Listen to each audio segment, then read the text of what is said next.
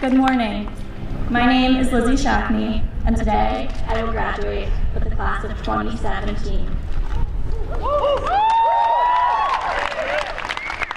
I realized what Wesleyan meant to me as I packed up my room yesterday and noticed 3 similar titles on my single shelf of books. How should a person be?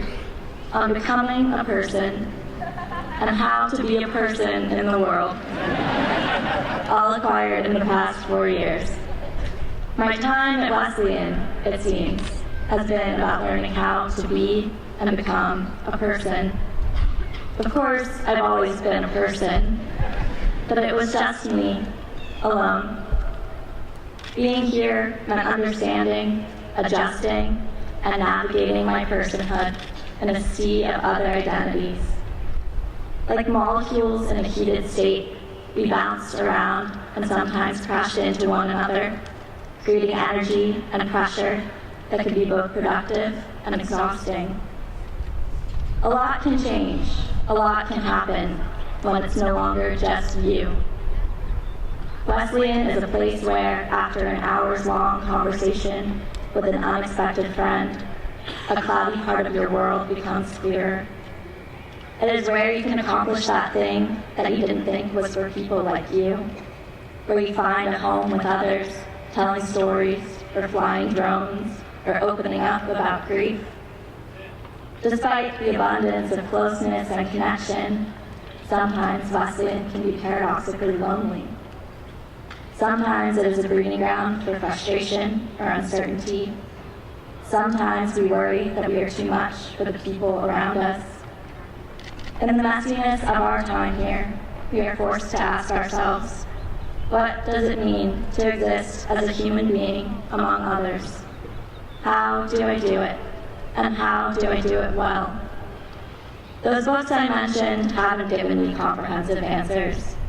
Wesleyan hasn't either, but it has helped to move me forward.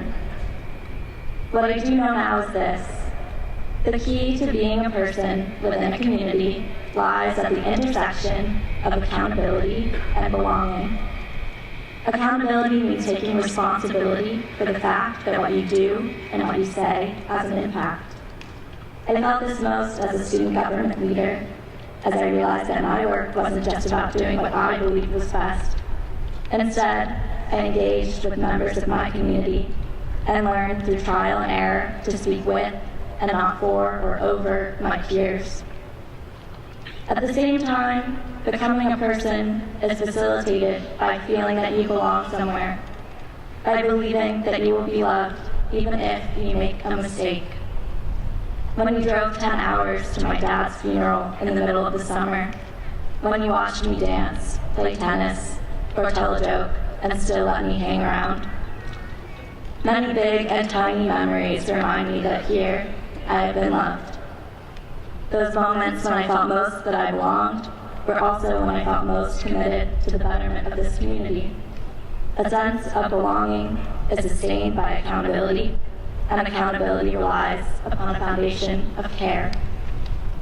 Today, we celebrate where we have been, where we will go next, and the lives that we will lead there. But I hope that beyond all of our accomplishments, we find new places where we can belong and where we can create a sense of belonging for others too. Today, I am grateful for the many ways in which you have taught me to live well within a community.